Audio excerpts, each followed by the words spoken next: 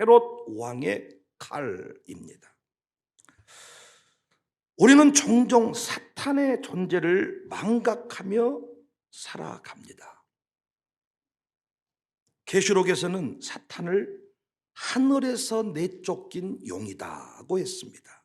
계시록 12장 8절, 큰 용이 내쫓기니 옛뱀 곧 마귀라고도 하고 사탄이라고도 하며 온 천하를 꿰는 자라. 그가 땅으로 내쫓기니 그의 사자들도 그와 함께 내쫓기니라. 사탄은 하나님에 대한 반역자입니다. 그래서 교회를 공격해요. 무엇보다 교회가 영혼 구원에 집중하여 구원받은 자의 수가 늘어가는 것을 싫어하고, 또한 구원받는 자들이 은혜를 받고 변화되는 것을 사탄은 두려워합니다. 그래서 오순절에 120여 명의 믿는 자들이 성령으로 충만케 될 때에도 축하 꽃다발을 걷는 게 아니고 사람들을 통해서 새술에 취했다고 조롱하게 했습니다. 당시 새술은 가난뱅이들이 마시는 싸구려 술을 말합니다. 그런데 베드로의 설교를 듣고 3,000명이 더 회개하는 일들이 일어났어요. 그때 사탄은 포기하지 않고 사도들을 잡아서 협박합니다. 사도행전 4장 2절 이하를 보시면 예수 안에 죽은 자의 부활이 있다고 백성을 가르치고 전함을 싫어하여 그들을 잡음에 날이 이미 저물었으므로 이튿날까지 가두었다. 사도행전 4장 18절에는 그들을 불러 경고했다. 하지만 사도행전 교회는 더욱 힘있게 복음을 전했습니다. 계속 성장을 거듭했습니다. 그러자 이번에는 사탄은 교묘하게 아나니아와 삽비라의 헌금을 건드려서 큰 시험에 들게 했습니다. 재산을 팔아서 헌금하다 죽었으니 얼마나 큰 시험입니까? 뿐만 아닙니다. 구제하다가 분쟁하는 일도 벌어지게 했습니다. 하지만 교회는 성령의 인도를 잘 받아서 이기고 또 이겼습니다. 사탄의 역사는 멈추지 않았습니다. 이번에는 강력한 핍박의 무기를 사용합니다. 그 대표적인 사건이 스데반 순교입니다. 집집마다 예수님 믿는 사람들을 수색하기에 이르렀어요. 그 수색대원 중에 한 사람이 바로 바울입니다. 하지만 성령은 수색대원 바울을 뒤집어 버렸고 흩어진 곳에서 부흥을 경험하게 하셨습니다. 오늘 본문에서도 사탄의 강력한 역사를 확인할 수 있습니다.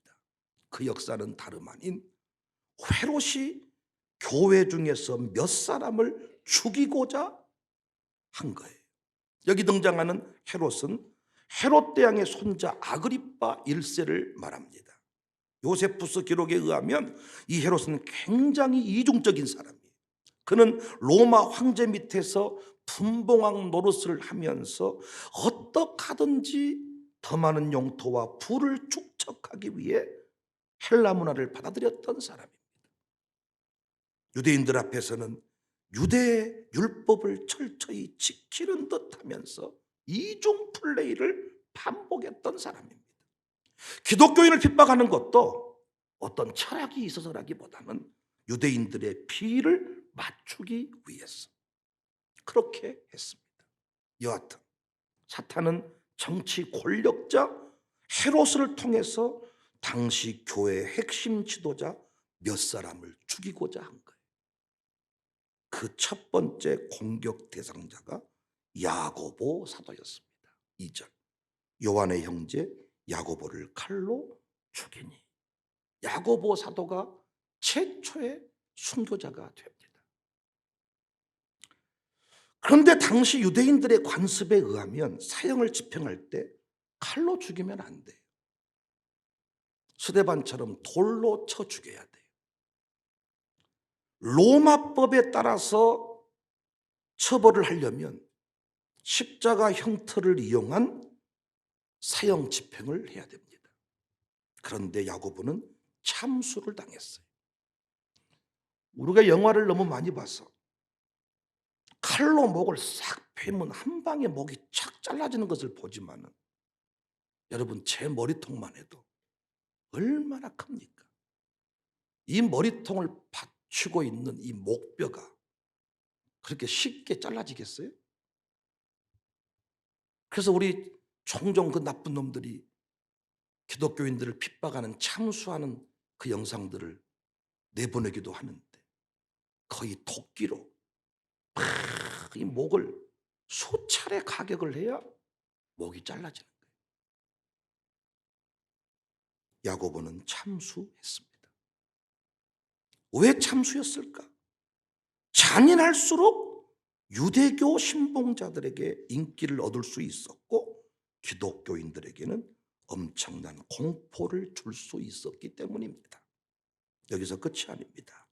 야고보를 참수한 이후에 이제는 베드로를 죽이겠다고 나섭니다. 3절. 유대인들이 이 일을 기뻐하는 것을 보고 베드로도 잡으려 할세. 때는 무교절 기간이라. 그 타이밍이 6월절 기간이었단 말이죠. 왜? 최대한 많은 인파가 몰려들 때 베드로를 처형해서 인기를 사려고 한 거예요. 정치인들은 본능적으로 이런 타이밍을 읽어내는 것 같아요. 언제 어떻게 다 터뜨려야 되는지를 알고 있었습니다. 이와 같은 헤롯은 베드로를 헤롯궁 가장 은밀한 심장부 깊은 옥에 가두었어요. 베드로를 지키기 위해서 16명의 군인을 배치합니다. 4절. 잡음에 옥에 가두어 군인 내식인 내패에게 맡겨 지키고 6월절 후에 백성 앞에 끌어내고자 하더라. 오늘 본문의 사건을 통해서 우리는 중요한 메시지 2가지 정도를 얻을 수가 있습니다. 첫 번째 메시지는 사탄은 교회의 핵심 지도자를 최우선적으로 공격을 한다는 것입니다. 항상 정조준하고 있는 타깃이 있어요.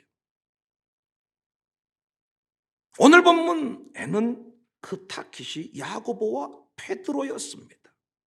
계시록에서도 이 부분을 정확하게 확인할 수가 있는데, 계시록 11장 7절에 보면 그들이 그 증언을 마칠 때에 무적행으로부터 올라오는 짐승이 그들과 더불어 전쟁을 일으켜 그들을 이기고 그들을 죽일 터인즉, 그들이 누굽니까?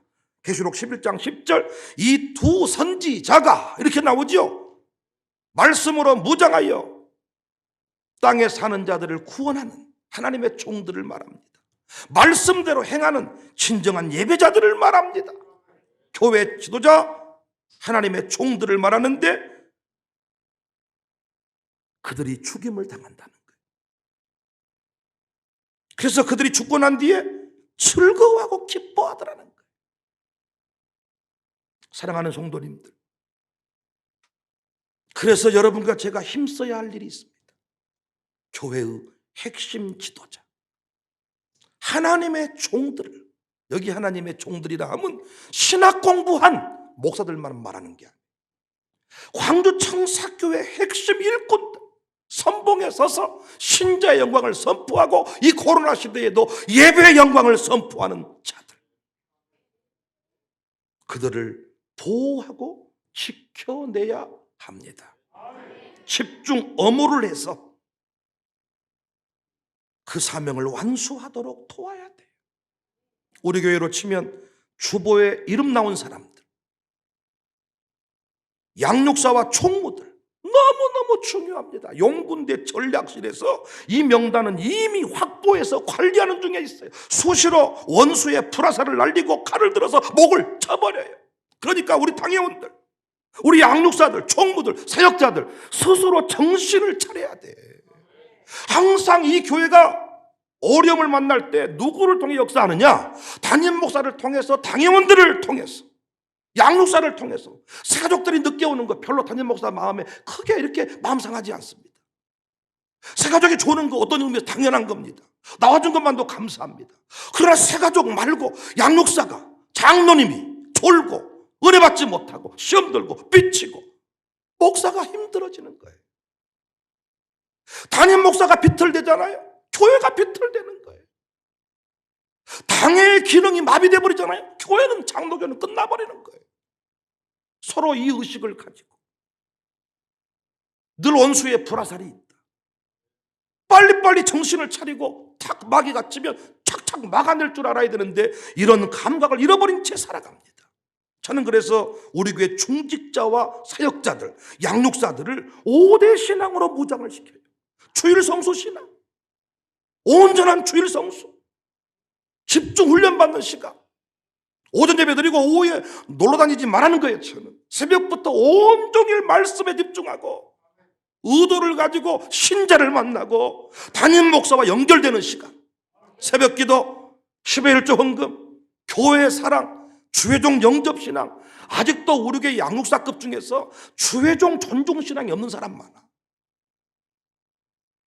마귀가 그거 틈타고 들어온다고요. 5가지 중에 하나만이라도 틈이 생기면 당신은 무너지는 거예요. 당신 혼자 무너지면 괜찮은데 당신이 무너지면서 당신이 감당하고 있는 그 영혼들도 같이 무너진다는 게 문제예요. 정신을 차려요. 저는 그래서 매년 2차례 이상 교구사역장, 장로, 양육사 캠프를 별도로 진행을 해요. 교회에서 늘 예배하는 것도 중요하지만 특별한 장소에 가서 특별한 시간을 갖는 겁니다. 특별히 이들을 또 위로하는 시간입니다. 특별 훈련 시간이고 위로의 시간이에요. 헤롯이 손을 들어서 목을 자를 때 가장 먼저 잘릴 사람들이기 때문에 훈련하고 관리하는 거예요. 주보의 이름이 먼저 나오니까 밥도 먼저 먹습니다. 그래서 제 어린 아들은 항상 밖에 나오면 내 옆으로 옵니다. 아버지 옆에 앉아 있으면 밥이 먼저 나오더라. 그런데 내 아들이 모르는 거 있죠. 목이 잘릴 때 주보에 이름 나온 순서대로 목이 잘리는 거예요. 이걸 알면 감히 아버지 옆에 뽀짝대지 않을 수도 있어. 장모님들 맨 앞자리에 이렇게 자리를 배정해 주니까 일부가 입 삐죽거리고 특혜가 아니냐. 아니, 헤롯이 손을 들어 목을 자를 때 가장 먼저 목 잘릴 자들입니다. 교회 재정부가 예산을 집행할 때 종종 일부 집행을 미룰 때가 있다는 거예요. 월요일 날 다 집행을 해주는데 집행을 미룰 때가 있다. 어떤 기준인가 물어봤더니 주보에 이름 나온 순서래. 위에서부터 미룬다는 거예요. 나한테 줄 돈부터 미루는 거예요. 그리고 그 다음에 박예열 미루고 한영주 미루고 이렇게 다 그 순서대로 미룬다는 거예요. 피를 흘리는 자리에 먼저 서겠다. 참 좋은 의도입니다. 근데 내 피를 자기들이 알아서 빼는 느낌이라서 약간 기분이 서늘해지긴 하지만은 내 것만 빼고 지 것을 안 빼면 좀 그러겠지만은 같이 피를 뺀다. 좋은 취지라고 생각해. 다른 분들은 다 생활비를 기다리고 있고 교회 뭐 청구 한 내용 기다리고 있는데 월요일 입금이 안 되면 혼란스러울 수 있습니다. 그러나 담임 목사부터 장로님들, 품목사들은 교회가 어려우면 내 모가지를 내놓겠습니다. 이런 마음으로 사는 자들이기 때문에 좋다. 사랑하는 성도님들, 제발 사탄의 정체를 망각하지 마십시오. 이렇게 강주청사교회 살아있고 예배드리고 사람을 세우고 마귀가 제일 괴로워하는 게 뭐냐? 두려워하는 게 남자들이 변화되는 거예요. 집안의 가장이 남자가 변화되는 것을 마귀는 두려워합니다. 남자가 변화됐을 때, 가장이 변화됐을 때 그 생겨나는 영향력은 엄청나기 때문에 우리 교회 남자들이 막 세워지는 교회 아닙니까? 여인들도 새벽에 나와 기도 많이 하지만 저희 교회 남자들 진짜 새벽에 나와 기도하는 모습을 보면 저는 도전이 돼요. 마귀가 얼마나 우리 교회를 싫어하겠어요. 백윤영이 얼마나 싫어하겠어요. 이번에도 경주 부흥회 다녀왔는데 정말 그 고신교단이고 담임 목사님이 저랑 성향이 너무 다르고 제가 강단에 서는 것 자체가 신기하고 놀라워. 뭐 저런 놈이 있나? 웃어야 되나 말아야 되나? 표정 관리가 안 돼버려. 갑자기 막 하다가 웃으며 행복하게 살아야지 막 갑자기 할렐루야 하다가 막 너도 한 번 나도 한 번 이게 표정 관리가 막 장로님들 막 어디 뭐 한수원 근무하시고 막 이러는데 앞에 다 이러고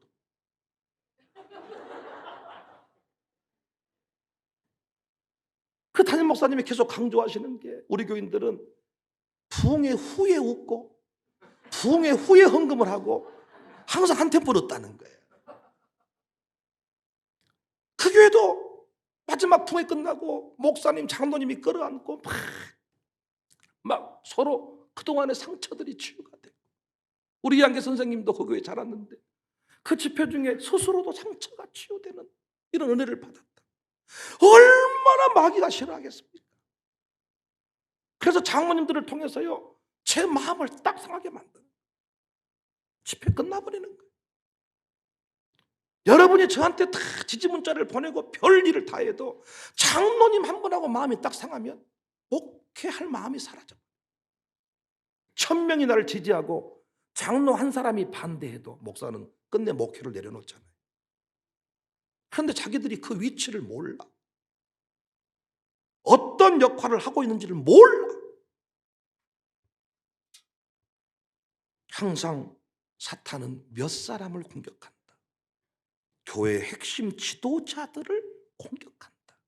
이걸 기억하고 우리 입장에서 그 핵심 지도자 가정교회에서는 양육사를 딱 총무가 지켜줘야 돼. 딱 지켜줘야 돼. 할렐루야. 양육사를 교구사역장을 딱 지켜줘야 돼. 핵심 목 잘릴 사람들 이들을 특별 관리하고 지도하고 영적으로 무장하는 이런 감각을 잃어버리지 않는 복된 교회가 될 수 있기를 바랍니다. 또 하나 본문의 사건을 통해 깨닫는 메시지는 사탄의 목적은 흩어지게 하는 데 있습니다. 왜 칼로 참수했다 그랬어요? 이미 살핀 대로 두려움과 공포를 불러일으켜서 흩어지게 할 의도입니다. 피가 튕기고 곱게 죽지 못하고 고통 속에서 막 쓰러져가는 모습을 봤을 때 도망가는 거예요. 왜 지도자를 먼저 치느냐? 이 모임을 무너뜨리기 위해서입니다. 목사를 쳐버리는 거예요. 설교할 사람이 없어요. 설교가 잘 선포가 안 되면 예배가 약해지게 돼 있습니다. 찬양 인도자를 쳐버리는 거예요. 시험 들게 하는 거예요. 정신없게 만드는 거예요. 모임을 무너뜨린 데 목적이 있습니다. 사탄의 목적은 모이지 못하게 하는 데 있습니다.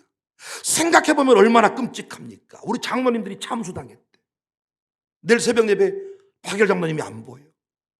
광고에 어젯밤에 박열 장로님 참수당하셨습니다. 한남숙 막 앞에 울고 있겠죠. 오늘 또 누가 참수당할지 모르겠습니다. 그럼 이제 이종현 장로님이 순번 대기하고 있겠죠. 나겠구나 이제. 박경림 권사님이 아마 새벽에 나가려고 그러면 나가지 말라고. 잡을지 몰라. 오늘만 빠져. 그럼 유 장로님이 참수당하게 해. 할지 몰라. 이게 여러분 쉬운 얘기겠습니까? 지금은 참수가 아니어도 설명하기가 너무 쉬운 게 코로나, 오미크론, 양육사가 감염됐대. 교구사역장이 감염됐대. 양육사가 실직당했대. 그 사업장이 무너져 버렸대. 폐쇄당했대. 그것도 예배드리다가 어떻게 되겠습니까? 수근수근 예배 모이지 못하게 되겠잖아요. 마귀 작전은 거기에 있습니다. 우리는 이미 코로나 시대에 경험을 했잖아요. 절을 치지 않고 장인, 장모를 치고 어머니, 아버지를 치고 핵심 일꾼 한 목사를 치고 모든 언론이 총동원돼서 교회 이름을 실제로 거론하고 저는 지금껏 교회 이름을 그렇게 대놓고 보도하는 거 본 적이 없어요. 진짜 큰 교회도 그렇게 오랫동안 보도 안 해주더라고요. 덕분에 제가 방송국 출연까지 하게 됐어요. 너무나도 감사할 일이지. 우리 카메라 기사들하고 차원이 달라. KBS, MBC, SBS 이분들 카메라 자체가 다르고 기술이 다르고 편집 내용이 다르고, 그래서 우리 교회가 이렇게 드론으로 찍어버리니까 교회가 이렇게 큰 교회냐고. 제가 몇 명 모인다고 말해도 믿어주지 않더니 그 언론에서 몇 명 전수조사 막 나오니까 언제 교인이 그렇게 불었냐고 막 얘기하더라고요. 제가 말하면 안 믿더니 TV에서 보도를 해준 거예요. 다.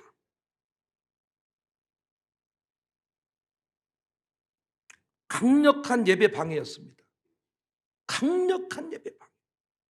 심지어 주일 예배 직전에 부친 백정성 목사님이 음압병동으로 시켜 설교하려고, 비대면으로 지금 영상 앞에 설교하려고 양복 입고 준비하고 있는데 그때 전화 와서 부친 목사님이 천대 음압병동으로 지금 실려가고 있다는 거예요. 하지만 우리는 멈추지 않았잖아요. 마스크 쓰고 모였잖아요. 방역 수칙 유지하면서 모였잖아요. 늘 기쁨 요양원도 최초로 모든 것이 처음인데 코호트 격리를 당했습니다. 방호복을 입고 그곳에서 우리 지웅이랑 우리 장종순, 정선아, 정찬래 모여서 기도를 했다는 거예요. 그때 카톡방을 열고 그곳에서 요양원을 위해서 우리가 눈물로, 자기들은 어떻게 막았다고 했지만 기도 예배 막을 수 없었어. 그때 우리 나눈 말씀들 잊지 못합니다. 두 증인들아, 부활을 믿어라. 반드시 우리는 부활한다. 반드시 승리의 자리에 우리는 설 것이다. 두려워 떨었다가 말씀을 듣고 여러분이 다 담대하게 신자의 영광을 선포하면서 우리는 일어났던 것을 기억하고 있습니다. 예루살렘 교회도 승리한 이유가 있어요. 목을 자르고 감옥에 가뒀지만은 5절 말씀 보세요. 이에 베드로는 옥에 갇혔고 야고보는 이미 참수당했고 베드로는 갇혔지만 교회는 그를 위하여 아멘할 준비하세요. 간절히 하나님께 기도하더라.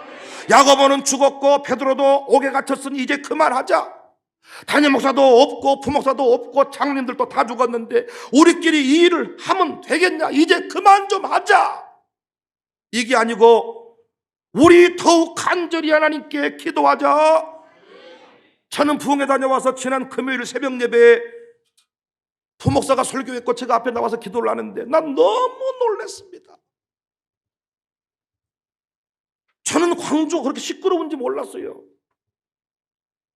지금 어린이집 막 휴교하고 확진자가 막 넘쳐나고 난리가 났더라, 광주가. 그런데 금요 새벽 예배 나온 숫자를 보니까 나 기절할 뻔했어요, 정말. 이게 주일 예배인가 부흥회인가 싶더라고요. 마귀는 흩어지게 하는데 목적이 있어요. 모이지, 왜? 모여버리면 역사가 일어나니까. 우리 모인 곳에 주성령이 임하네. 모일 때 우리는 뜨거워지네. 만나면 좋은 친구 정도가 아니라 만나면 뜨거워지는 친구예요. 모이면 치유를 받아요. 모이면 회복이 돼요. 나올 때는 발걸음이 무거웠는데 모이고 난 이후에 우리 발걸음은 가벼워요. 어떤 친구들은 엄마가 안 오면 죽인다 그래가지고 인상 엄청 더럽게 하고 나와서 거의 눈 15도 하면서 졸고 이렇게 하지만 돌아갈 때는 할렐루야 하고 돌아가요. 눈을 뜨고 드리면 더 할렐루야 하겠지만은 정말 감사를. 목요 기도회, 마룻바닥 기도회, 마룻바닥에 엎드리는 사람 숫자가 줄지를 않는다는 거예요. 마귀가 기가 막힌 거예요. 사탄이 진짜 이거 통곡하는 거예요. 영영 죽겠지, 영영 죽겠지. 영화 죽겠지. 왜? 우리는 이미 원리를 알고 있어. 그래서 우리 교회는 일사불란함이 있어. 부족한 저를 담임 목사로 착 세워주고 말씀 잘하는 통모님을 알고 이 교회 중요한 위치에 서 있음을 알고 장로님들이 저를 건드리지를 않아요. 정말로 교구사역장, 양육사, 일사불란. 새로 세워진 우리 양육사들도 보면요, 벌써 이런 원리를 깨닫고 쫙쫙. 저는요, 이 문자 카톡은 이 신속한 하나님의 군대를 위해 하나님 주신 선물이야. 50명을 다 불러 모으게 하려면 50번 전화를 해야 되는데, 카톡 딱 불러 막 해버리면 끝나버려. 그냥 기도부터 기도. 이 카톡을 확인하지 못하는 사람은 앞으로 우리 교회에 장로하려고 하지 마세요. 현대 이 어린 양 군대에 안 맞는 장로님이에요. 자꾸 뭐 편지 써서 이렇게 전화 이런 거 좋아하신 분은 이미 그때 마귀가 싹 초토화시켜버려. 지금은 시간전이에요. 시간전. 몇 초에 끝나버리는 시대인데 뭐 말을 하면 지금도 문자 답장은 다는데 1박 2일 걸리고. 아직도 이 현대식 군대를 이해 못하는 사람, 빛의 속도로 가야 되는데 하나님이 우리를 위해 만들어준 선물이다니까요. 경주에 있지만은 그곳에서 딱 사진 한 장 올려서 집회 중 기도 부탁 하면 너무 분주하게 움직이면서 우리 이상한 목사가 나한테 네 이렇게 보내더라. 내가 문자 보냈어. 최소한 나한테 답할 때는 예 목사님 하세요. 내가 오해하게 생겼다 이 개이씨. 이제 완전히 빛의 속도로 가자니까 이제 맘먹더라고. 네. 곧 있으면 잉 하게 생겼어.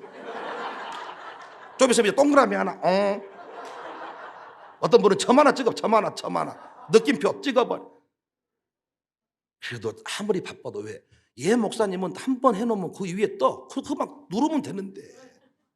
지 마음이 이제 만만하게 보는 거지 나를.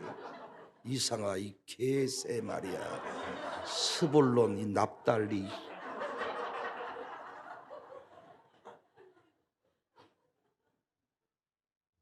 아무리 바빠도 저는 대학 다닐 때도 1살 차이 나면 형이라고도 못 부르겠는데 형님이라고 부르지. 그런데 취하고 나하고 예? 이상한 목사가 재밌어가지고 늘 제가 이렇게 건드리고 놉니다. 제가 이상한 목사가 얼마나 중요한데 끝나자마자 설교가 착 올라오잖아요. 이 말씀이 착, 물론 또 요즘에 착 올라오지도 않더라. 기도회 끝났는데 또 2, 3일 뒤에 나 올라오고, 제가 기분이 좋으면 착 올라오고, 부인이랑 싸우면 또 늦게 올라오고. 너무너무 감사해요. 그러니까 광우청사교회는 이 원리를 알아서 일사불란. 어떤 모임은 목사가 딱 문자 탁. 그리고 어떤 상황에도 우리는 모입니다. 이것이 사탄의 괴략을, 이 사탄의 공략을 무기력화시켜버리는 헤로드 왕의 갈수록 강력해질 겁니다. 이때 우리 일사불란함을 유지하고 성령 충만 받아서 5대 신앙부장에서 청사교회 2022년 승리할 수 있기를 바랍니다. 이번 양육사 캠프, 교구사역장 캠프 너무 중요한 캠프예요. 2022년 성장 도약 비전을 선포하고 나서 처음으로 모이는 모임. 마귀가 가만히 있겠어요? 온갖 공략을 다 펼칠 겁니다. 우리는 이길 것입니다. 우리는 모일 것입니다. 우리는 하나 될 것입니다. 2022년에 우리는 더욱 강력한 예배자들이 될 것입니다.